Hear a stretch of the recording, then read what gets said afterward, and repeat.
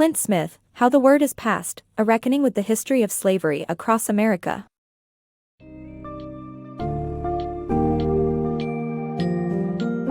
In Clint Smith's insightful book, How the Word is Passed, readers are taken on a journey through America's historical landscape, examining the legacy of slavery and its continuing impact.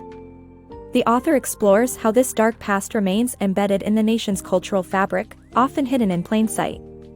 Delving deep into locations such as New Orleans, Monticello, and Angola prison, Smith uncovers the truth about our often murky past. This summary delves into pivotal aspects of America's history of slavery and how it continues to shape society today, providing readers with a deeper understanding of the lasting effects of racial and economic inequality.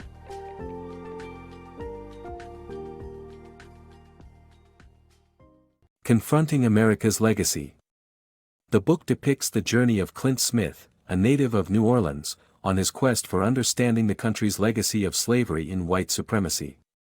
Guided by Leon A. Waters, historian and revolutionary, Clint embarks on a tour of the French Quarter, exploring the city's notorious past as the largest slave market in America. Through their journey, the tour's purpose is to enlighten and educate young black activists on the city's hidden history and reveal the pervasive presence of oppression in public spaces. While some iconic symbols of racism have been removed in New Orleans, hundreds of others remain, reminding us of this country's sordid past. The author posits that slavery is the foundation of America, and the country must confront this legacy to begin making amends for centuries of bondage, injustice, and economic oppression. The narrative advocates for the establishment of a society that recognizes the significance of America's past in the present and charts an equitable path forward for all its people without perpetuating barbaric paradigms and erasing the scars of the past. Facing the Inconvenient Truth. A tour of the Monticello Plantation, former home of U.S. founding father Thomas Jefferson, led by a guide who tells the story of the enslaved people who built and maintained the property, confronts white visitors with uncomfortable truths about Jefferson's role in slavery. Despite his awareness that slavery was wrong and debased the humanity of those who practiced it, and even though black women had no recourse against sexual abuse by their white male enslavers, Jefferson exploited and enslaved hundreds of people, profiting from their forced labor.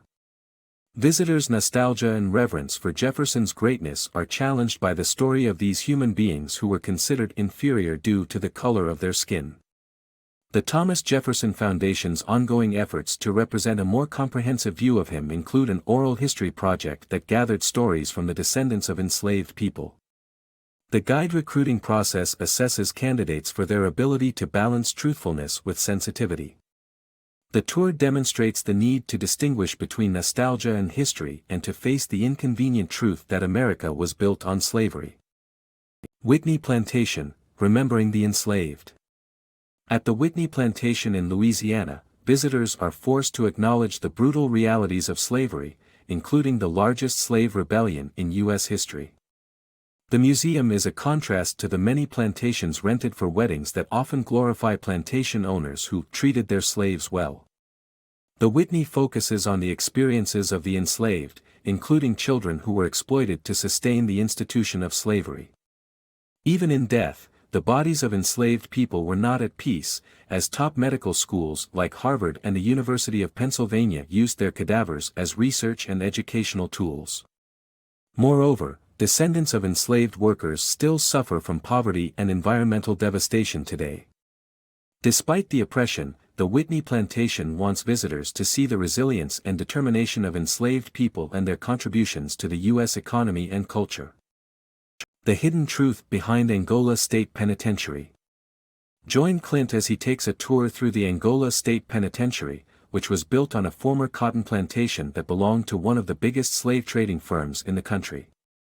As he journeys through the prison, he meets a former inmate who spent 27 years there for a crime he didn't commit and uncovers the subversive policy rooted in post-Reconstruction white supremacy.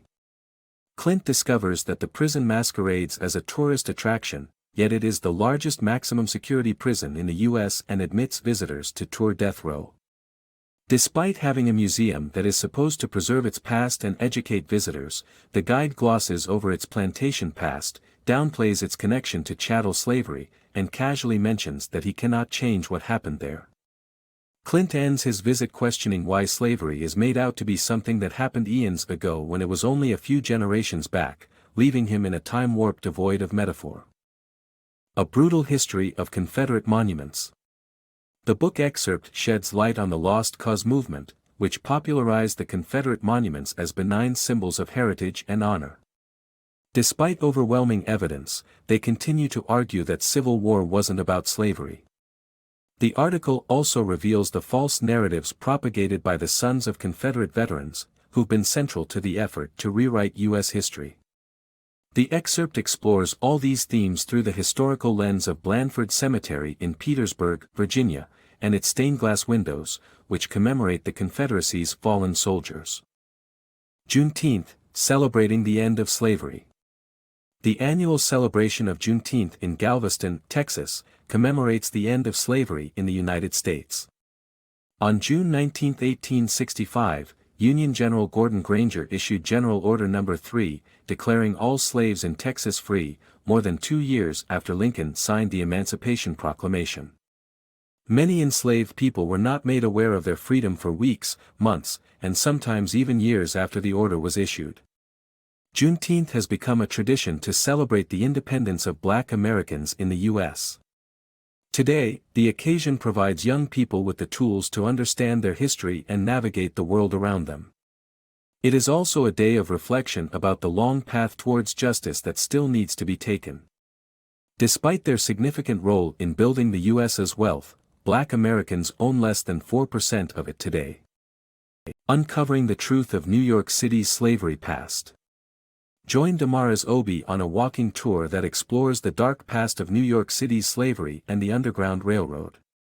Join Damaris Obi on a journey filled with fascinating and gruesome realities of New York City's slavery past. Damaris uses her walking tour to illuminate the truth of slavery's history and its impact today. Starting at the National Museum of the American Indian, Damaris introduces the group to the concept of chattel slavery and the European idea of a racial caste system. She boldly states that race doesn't exist and proceeds to demolish any notion of scientific evidence for it. Instead, she frames it as a social construct perpetuated by racism leading to our current world's legacy. Damaris moves on to challenge the self-righteous attitude of Northerners toward slavery and debunk the myth that, we were the good guys, right? She highlights that slavery had been present in Manhattan since 1626 and, through the 17th and 18th centuries, enslaved workers made up more than 25% of the labor force, higher than any other urban area. The group is exposed to the trading of enslaved people that occurred at the historic New York market, which took place from 1711 to 1762 at the intersection of Water and Wall Streets. The tour moves on to the New York Stock Exchange, the epicenter of the Underground Railroad, where wealthy merchants Arthur and Louis Tappan used their silk business to support abolitionists. The group is taken through the story of Thomas Downing, a free black man, who hid people in the basement of his opulent oyster house while his son George schmoozed with white bankers upstairs. The final destination is the African burial ground, where thousands of black people were buried on a barren piece of land outside the city after New York City instated mortuary apartheid in 1697. Though construction erased this history, a 1993 article in Archaeology magazine revealed that the discovery had challenged the popular belief that there was no slavery in colonial New York. Even the iconic Statue of Liberty bears traces of the city's past of enslavement. A piece of a broken shackle and chain that was supposed to celebrate abolition can still be found at Liberty's feet. Join Damaris Obi and the group on a journey of revelation and reflection as they unearth the uncomfortable truths of slavery's impact on New York City. Gorée Island, a site of reckoning. Clint's trip to Gorée Island offers him a life-changing experience. The island played a vital role in the slave trade and is currently a UNESCO World Heritage Site. The Maison des Esclaves, or House of Slaves, is prominently featured on the island, offering a history on the slave trade, how people were taken from their homes and dehumanized. The House of Slaves curator notes his mission is to help people view history in its entirety and to ensure history emphasizes who Black people were and who they are. Even with the House of Slaves, there have been misrepresentations of the facts, but the site still offers the truth and holds significant memory.